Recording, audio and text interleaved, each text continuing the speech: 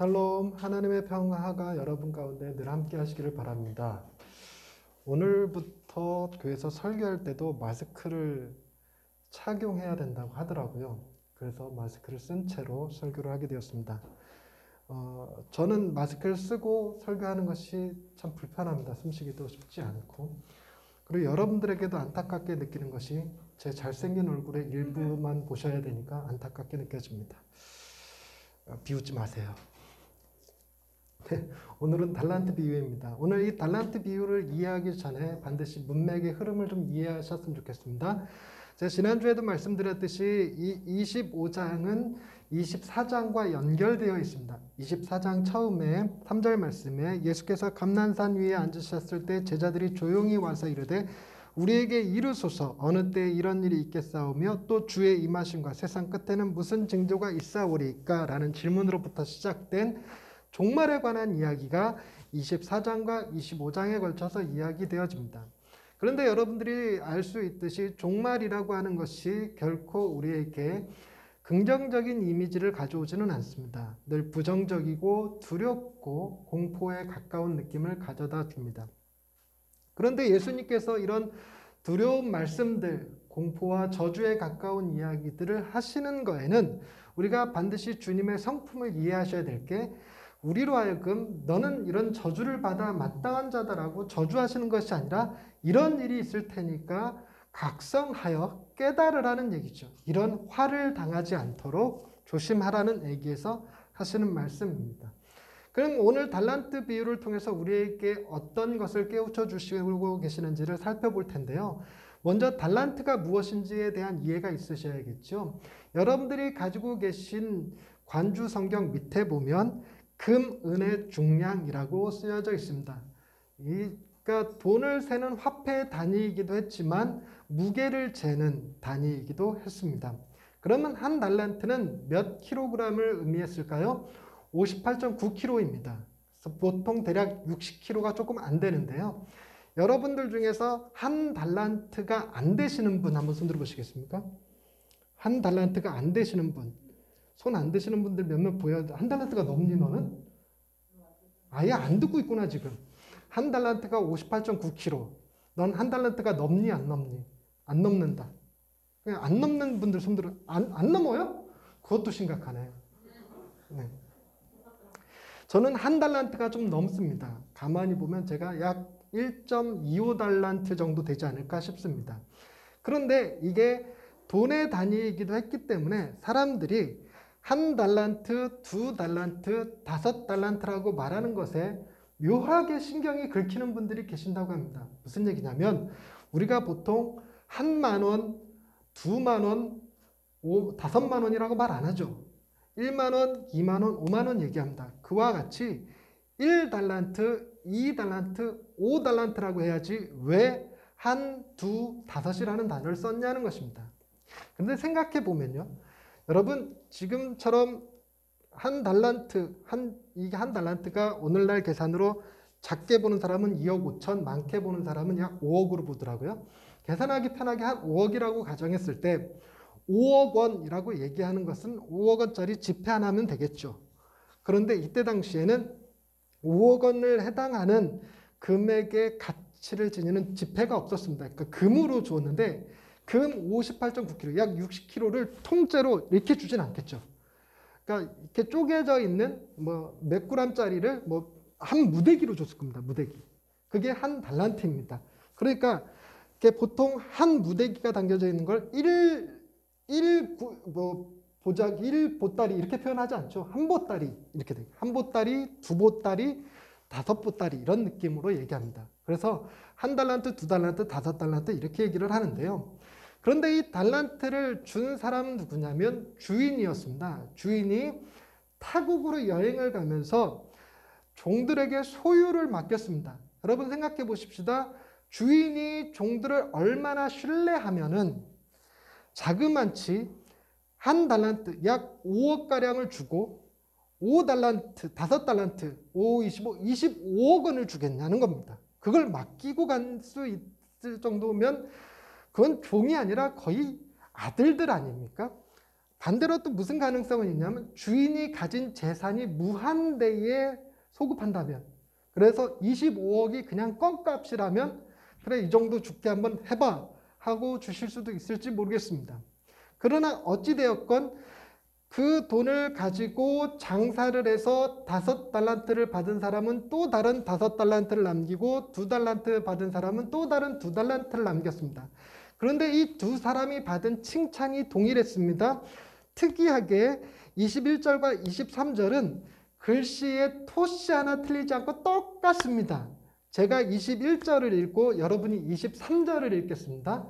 여러분 23절 읽으세요. 제가 21절 읽겠습니다. 시작.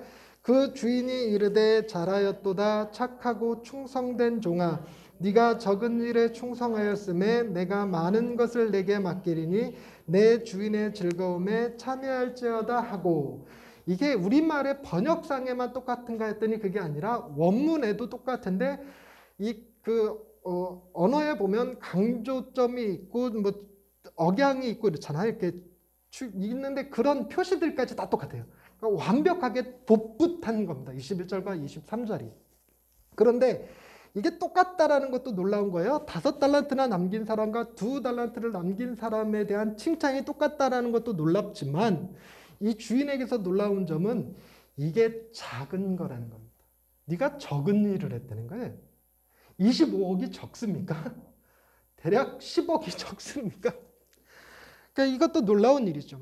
그런데 1달란트 받은 사람은 좀 평가가 달랐습니다. 왜냐하면 그 1달란트 받은 사람은 주인에 대해서 약간 오해한 모양입니다. 상대적으로 적은 걸 받았으니까 상대적 박탈감을 가지고 있었을지도 모르겠어요. 어찌됐건 그거를 땅에 파서 묻어두었고 주인이 왔을 때 그대로 돌려주었습니다. 그러면서 왜 그렇게 했는지에 대해서 24절에서는 이렇게 얘기합니다. 1달란트 받았던 자는 와서 이르되 주인이여 당신은 굳은 사람이라 심지 않은 데서 거두고 해치지 않은 데서 모으는 줄을 내가 알았으므로 두려워하여 나가서 당신의 달란트를 땅에 감추어뒀었나이다. 보소서 당신의 것을 가지셨나이다. 여러분, 굳은 사람이라는 말의 표현이 조금 어색하게 다가오실 수 있습니다. 우리는 이런 표현 잘 안 쓰거든요. 여러분, 굳은 사람은 왠지 고집 센 사람 이런 느낌일 수도 있는데, 성경에서는 이 굳은 사람에 대한 묘사가 어떻게 되어 있냐면 심지 않은 데서 거두고 해치지 않은 데서 모으는 사람을 굳은 사람이라고 표현했던 모양입니다. 어쨌든 좋은 말은 아니었겠죠. 여러분, 이 주인이 정말 굳은 사람 혹은 느낌상 나쁜 사람이라는 느낌이었다면 5억을 맡겼겠습니까? 5억을? 그것도 종한테? 네. 그런데 이 종이 아마도 주인에 대해서 마음이 좀 빈정상하지 않았을까 싶어요. 왜 누구는 5달란트 주고 누구는 2달란트나 줬으면서 내게는 왜 1달란트냐 이런 느낌일 수도 있는데, 여러분 15절 말씀에 그렇게 하신 이유에 대해 써 있습니다. 각각 그 재능대로 주었다는 겁니다. 그래서 여러분 2달란트를 맡길 수 있는 사람에게 5달란트를 주는 것은 재앙에 가까울 수 있습니다. 가끔 목사님들이 이런 표현을 쓰십니다. 목사님들에게도 그릇이 있어서 1000명, 10,000명을 감당할 수 있는 목사님이 계시는 반면 어떤 목사님은 그릇이 작아서 50명, 30명 맡아서 하는 경우도 있다는 겁니다. 제가 여러분 그릇이 작아요. 그래서 저는 100명 넘어가는 교회를 못 하나 봅니다. 그래서 여러분들 정도만 커버를 하나인가 본데 여러분들도 살짝 버겁습니다. 절대로는 아니고 좀처럼 제 말이 여러분들의 삶에 들어가질 않는 것 같아요. 그 10분 일찍 오라는데 그게 그렇게 안 됩니까? 그러니까 여러분들의 제 이름도 제대로 가끔 못 외우고 이럴 때 있는 거 보니까 내가 100명을 감당하면 뭐 맨날 볼 때마다 누구시죠? 이럴 것 같습니다. 어찌됐건 근데 제가 만약에 재능 때문에 하나님이 내게 1달란트, 1달란트만 주신 거라면 저도 빈정상해서 하나님은 굳은 사람이라 심지 않은 데서 거두고 해치지 않은 데서 모으는 줄 알았으면 하나를 드릴 때 그대로 받으십시오. 이렇게 얘기했을 것 같습니다. 근데 어찌됐건 이 주인이 평가하기를 뭐라고 하냐면 26절에 그 주인이 대답하여 이르되 악하고 게으른 종아 라고 책망합니다. 여러분 악하고 게으른 종, 여러분 이 표현이 대충 저주스럽게 말하는 거라는 느낌은 있지만 제가 지금까지 제 주변에 살펴보니까 악한데 게으른 사람은 별로 못 봤어요.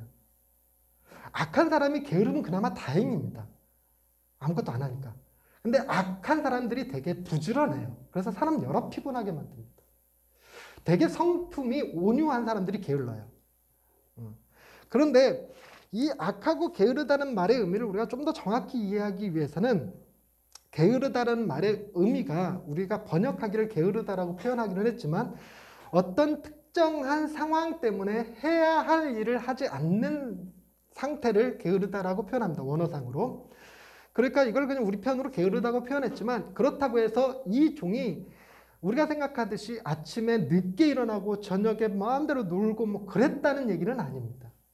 나름대로 부지런했을 수는 있으나 부지런함이 뭐와 연결되지 않았냐면 주인이 맡겨주신 한 달란트를 관리하는 일의 부지런함이 아니라 그거는 땅에 묻어두고 자신의 삶에 대한 부지런함일 수 있습니다. 그래서 악하고 게으른 종에 반대되는 칭찬이 뭐였냐면 착하고 충성된 종입니다. 부지런한 종이 아니라 충성스러웠다는 거예요. 그러니까 자신의 삶에 대한 여러 부지런함도 있지만 그것들을 내두고 주인이 맡겨주신 그 일에 부지런한 사람들, 그런 사람들을 충성스럽다라고 얘기하죠. 근데 여러분, 이 악하고 게으른 종이 받은 벌이 뭐였냐면 28절에 그에게서 그 한 달란트를 빼앗아 10달란트 가진 자에게 줘버립니다. 있는 것마저 빼앗겨 버립니다. 그리고는 30절에 이 무익한 종을 바깥 어두운 데 내쫓으라. 거기서 슬피 울며 이를 갈리라 라고 얘기합니다. 쫓겨났다는 거예요. 근데 이게 뭐에 관한 비유냐면 종말의 때에 관한 비유입니다. 여러분, 주님이 이 시대에 오신다고 생각해 보십시다. 그리고 여러분들을 불러서 결산한다고 생각하면 여러분들은 착하고 충성된 종에 해당하십니까? 악하고 게으른 종에 해당하십니까? 여러분, 제 보기에 저를 포함해서 우리 교인들은 대부분 다 악하고 게으르지 별로 착하고 충성돼 보이지 않습니다. 조금 양보하면 착하고 게으른 정도는 될지 모르겠어요. 근데 딱히 충성스럽지는 않아 보입니다. 그런데 문제는 이런 겁니다. 과연 이 세상에 살아가는 사람들 중에 주님 오셨을 때 착하고 충성된 종이라는 칭찬을 받을 만한 사람이 있을까라는 것입니다. 어떤 신학자들은 특별히 한 세기 안에 하나님께서 주신 사람들이 있다는 겁니다. 아인슈타인이나 뭐 에디슨 같은 사람들. 그래서 어마어마한 재능을 가지고 그 재능으로 인류의 엄청난 공을 세운 사람들이 5달란트를 받아서 5달란트를 남긴 사람들이다 이렇게 표현하지만 저는 전혀 그렇게 생각하지 않습니다. 여기서 다시 한번 말씀드리지만 착하고 충성됐다라는 얘기는 자신의 소유, 자신의 명예, 자신의 이익을 위해서 수고한 자들이 아니라 그거와 전혀 상관없이 주인의 일에 충성되고 열심인 사람들이었습니다. 5달란트, 2달란트를 남겼으나 그것이 자기 것이 아닌 사람들이에요. 그걸 주인에게 온전히 돌려드릴 수 있는 사람들이죠.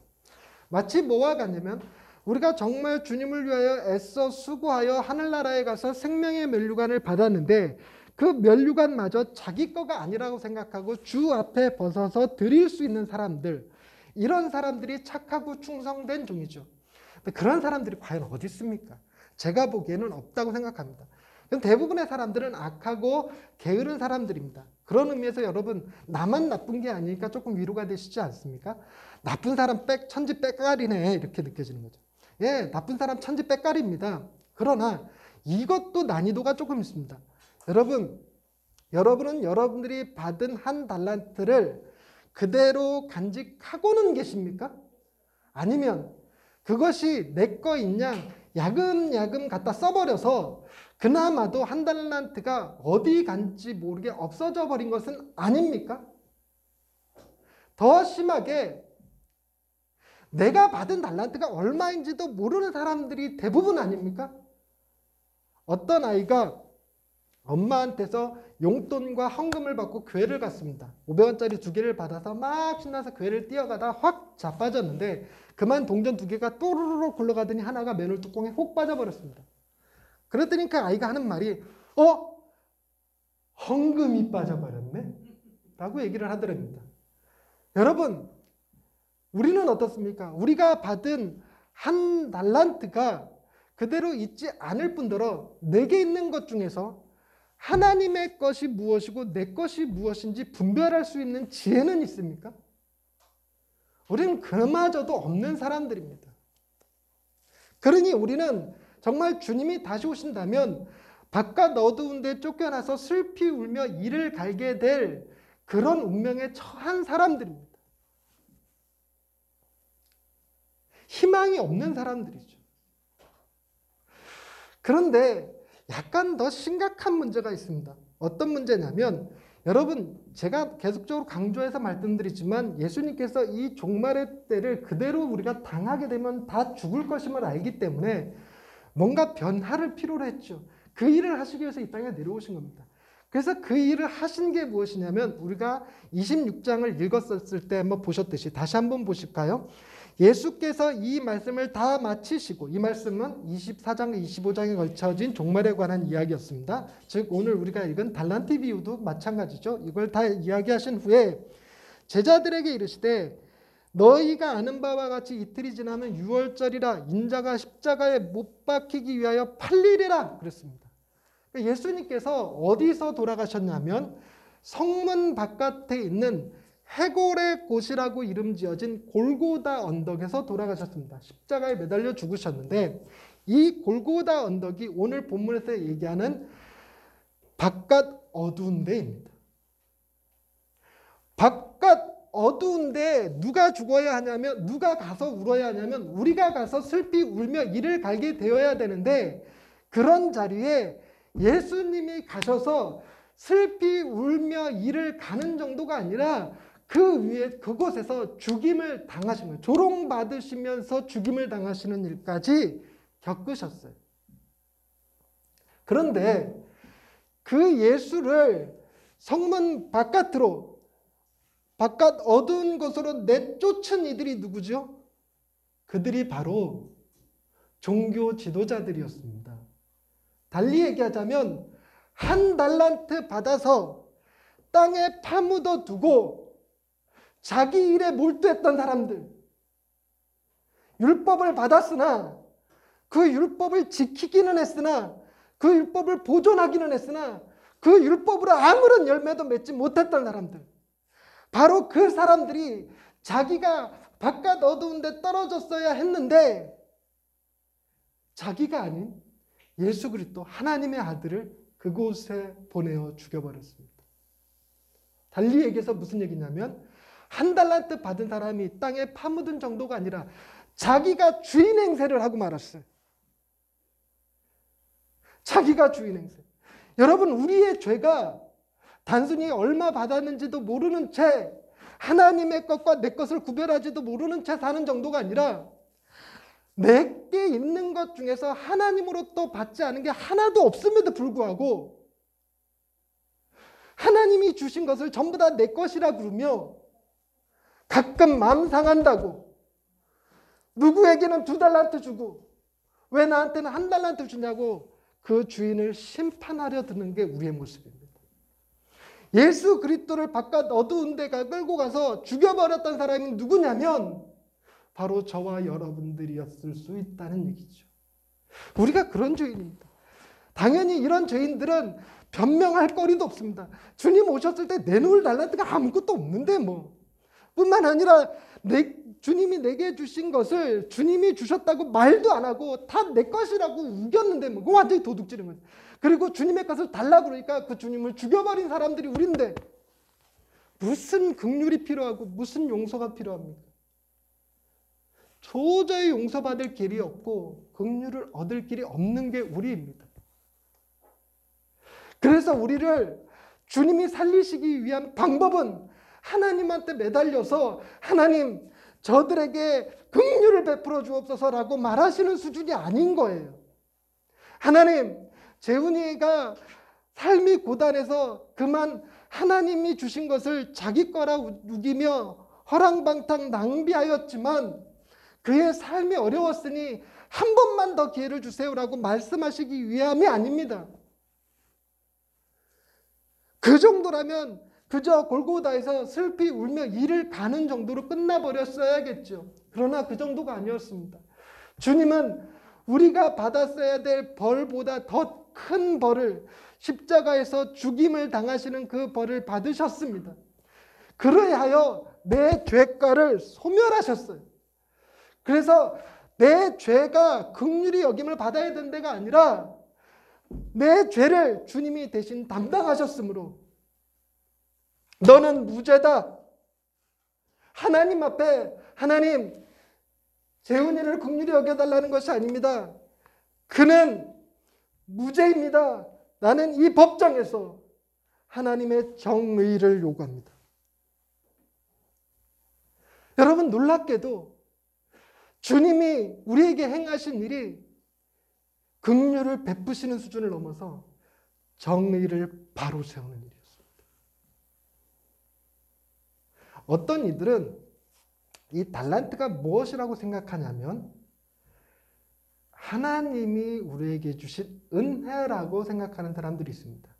그래서 어떤 이들은 받은 은혜를 가지고 살아가는 사람이 있는 반면에 어떤 이들은 받은 은혜를 외면한 채 은혜에 의존하여 기대어 살아가는 것이 아니라 자신의 힘으로 살아가려고 하는 사람들이 있다는 겁니다. 당시의 종교 지도자들이 대표적이었어요. 그들은 하나님의 은혜를 추구하기보다 자신이 도덕적으로, 종교적으로, 열심으로 선을 행한 것으로 인정받기를 원했습니다. 여러분, 도덕적으로 잘 살아서 내가 착한 사람이라고 받는 것은 나의 부지런함이지 주인을 위한 부지런함이 아닙니다. 우리는 철저하게 무엇에 부지런해야 되냐면 그분의 은혜를 받아서 누리는 일에, 그리고 그분의 은혜를 가지고 세상을 살아가는 일에 부지런하고 그 은혜 덕분에 살았음을 감사하며 감격하며 늘 언제나 하나님 앞에 찬양하는 사람들이 되어야 했죠. 그런데 그게 쉽지 않아요. 그런데 그걸 가능하게 하는 게 유일하게 무엇이었냐면 내가 가야 할 곳을 쳐다보십시오. 바깥 어두운 데를 바라보십시오. 내가 슬피 울며 이를 갈아야 되는 그 장소를 바라보십시오. 거기 뭐가 있나? 거기에 십자가가 있습니다. 내가 죽었어야 될 그 자리에 나를 대신해서 죽어주신 그분이 거기 계십니다. 그리고 그분이 부활하셨죠. 그걸 바라보면 더 이상 하나님이 내게 주신 것을 땅에 파묻는 일 못하겠어요.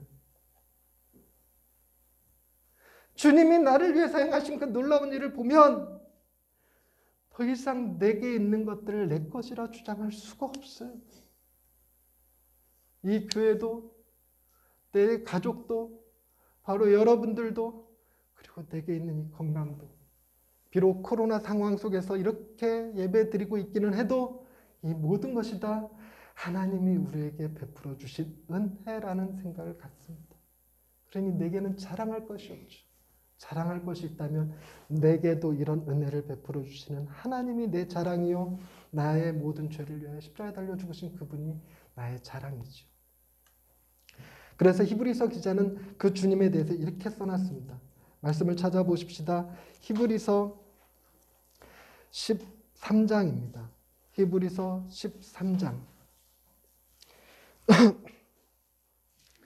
히브리서 13장 1절부터 보겠습니다. 히브리서 13장 11절입니다. 1절이 아니라 11절. 제가 11절 읽어드립니다. 이는 죄를 위한 짐승의 피는 대제사장이 가지고 성소에 들어가고 그 육체는 영문 밖에서 불사름이라. 여기서 영문이라는 말은 성문 밖을 또 의미하는 거랑 같습니다. 영문이 진영 혹은 군영이라는 뜻입니다. 안전한 곳 바깥을 의미하다. 안전하지 않은 곳이 영문 밖입니다. 거긴 죽음이 있죠. 그 영문 밖에 불사름이라. 12절 말씀. 그러므로 예수도 자기 피로서 백성을 거룩하게 하려고 성문 밖에서 고난을 받으셨느니라. 주님이 행하신 일이 바로 이 일이었습니다. 이거를 히브리서 기자는 정확하게 꿰뚫었죠. 그리고 우리에게 이렇게 권면합니다. 13절 말씀 같이 읽어보겠습니다. 시작. 그런즉 우리도 그의 치욕을 짊어지고 영문 밖으로 그에게 나아가자. 여러분, 우리가 해야 될 일이 있습니다. 히브리서 기자가 우리에게 권면하는 일이 있습니다. 우리가 우리 자신의 중심성을 벗어버리기 위해서는 내가 고행하고 절제하고 수고하고 노력하는 일로 불가능합니다. 우리는 무엇을 봐야 되냐면 그 영문 밖에서 치욕을 당하시고 죽으신 주님을 바라볼 수 있어야 합니다. 그 주님이 나를 위해 행하신 일임을 깨달아질 때 우리는 삶이 변할 수 있습니다. 그래서 단순히 의무와 종교적인 명령에 의한 것이 아니라 자발적이고 기쁨이고 즐거움으로 감당할 수 있는 일이 있으니 15절 말씀, 그러므로 우리는 예수로 말미암아 항상 찬송의 제사를 하나님께 드리자. 이는 그 이름을 증언하는 입술의 열매니라. 여러분, 우리가 그 주님이 나를 위하여 당하신 그 고난, 그 죽음을 영문 밖으로 나아가서 그걸 바라봤을 때 비로소 내게서 뭐가 나올 수 있냐면 찬양이 흘러나온다는 거예요. 예배를 사모하게 되고 예배를 기뻐하게 되고 예배를 섬길 수 있게 되죠. 의무가 아니라 즐거움으로요. 명령과 캠페인에 의해서가 아니라 자발적이고 헌신적으로 그것이 내 기쁨이라 여기면서 할 수 있게 됩니다. 그리고 16절은 이렇게 얘기합니다. 오직 선을 행함과 서로 나누어 주기를 잊지 말라. 하나님은 이 같은 제사를 기뻐하시느니라. 예배에만 국한되지 않죠. 나가서의 살아가는 삶도 그렇습니다. 내 건 줄 알았는데 내 것이 아니었구나. 내가 그렇게 내 거라고 우기던 나의 모든 죄를 주님이 대신 십자가를 통해서 해결해 주셨구나. 그로 인해서 내가 주인에게 샘함을 당하는, 계산하는 종이 아니라 그분의 아들이 되었구나. 놀라운 얘기예요. 단순히 내 죄가 용서받는 수준이 아니라 슬피 울며 이를 갈게 된 것을 모면한 정도가 아니라 진짜로 아버지의 아들이 되어서 다시는 5달란트, 2달란트, 1달란트 정도가 아니라 그 아버지의 무한대에 수렴하는 재산이 전부 다 내 것이 되는 놀라운 경험을 하게 하시는 것이 주님의 십자가였습니다. 그걸 깨달으면 내게 있는 것 가지고 인색하게 굴지 않을 수 있어요. 세상에 나가서 얼마든지 나눌 수 있습니다. 선을 행할 수 있습니다. 내가 어떻게 살아갈지 두려워하지 않을 수 있습니다. 나는 엄청난 빛을 탕감받은 사람들이기 때문에 그렇습니다. 나는 엄청난 분의 자녀가 되었기 때문입니다. 17절 말씀 한 목소리로 읽겠습니다. 17 말씀 시작. 너희를 인도하는 자들에게 순종하고 복종하라. 그들은 너희 영혼을 위하여 경성하기를 자기들이 청산할 자인 것 같이 하느니라. 그들로 하여금 즐거움으로 이것을 하게 하고 근심으로 하게 하지 말라. 그렇지 않으면 너희에게 유익이 없느니라. 여러분, 이 말씀은 좀 진지하게 좀 깊이 해석할 필요가 있는데, 여러분들을 인도하는 자에게 순종하고 복종하십시오. 제가 즐거움으로 목회를 할 수 있게 해주시라는 얘기예요. 제가 근심으로 하지 않게 해달라는 얘기입니다. 본문의 말씀은. 제가 즐거움으로 해야 여러분들의 영혼을 위하여 경성할 수 있습니다. 깨어 기도할 수 있는 사람이 됩니다.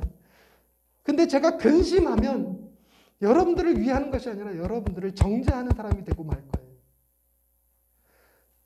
저를 즐거움으로 할 수 있는 사람 되게 해주세요. 다음 주 우리가 1년을 정리하는 추수 감사주일로 예배를 드립니다. 올 1년 딱 한 번이라도 마지막 주인데, 교회력으로 마지막 주인데 10분 일찍 모여서 예배하십시다. 10분 일찍. 할렐루야. 하나님은 말씀을 통해서 우리에게 주시는 교훈이 있습니다. 네가 받은 달란트 그거 1달란트 아니야. 네가 받은 달란트는 내 아들의 생명이고 내 모든 것을 너에게 준 것이란다. 너는 결코 작지 않은 것을 받았고 결코 부족하지 않은 자들이란다. 너의 미래는 아름다움으로 풍족함으로 예비되어져 있단다. 그러므로 평안하고 담대하게 주님을 찬양하며 선을 행하며 나누어 주기를 잊지 않는 거룩한 하나님의 자녀들이란다 말씀하셨습니다. 기도하시겠습니다. 하나님, 종말의 때가 다가올 때 우리가 하나님 앞에 드릴 것이 마땅히 없어 책망받을까 두렵습니다. 그리하여 하나님에 대한 이미지가 나를 책망하시고 심판하시고 바깥 어두운 곳에 내쫓을지도 모르는 두려운 분으로 다가옵니다. 그러나 우리가 그 하나님의 어미하심, 정의로우심, 공의로우심만 바라볼 것이 아니라 그분이 우리의 모든 죄를 해결해 주시기 위하여 행하신 일, 아들을 이 땅에 보내시어 십자가에 달려 죽게 하시고 우리의 모든 죄가 사함을 얻고 우리의 신분이 변화되어 계산해야 할 종이 아니라 상속받아야 될 아들이 되게 하신 것을 기뻐하며 그 사랑 앞에 감격할 수 있는 사람들 되게 해 주옵소서. 이번 한 주간의 삶이 그 아버지를 생각하며 기쁨으로, 감사함으로, 찬양으로 입술의 열매를 드리고 하나님이 기뻐하시는 선함과 나누어 주는 제사를 드릴 줄 아는 예양의 식구들 되게 해 주옵소서. 예수님의 이름으로 기도드립니다. 아멘.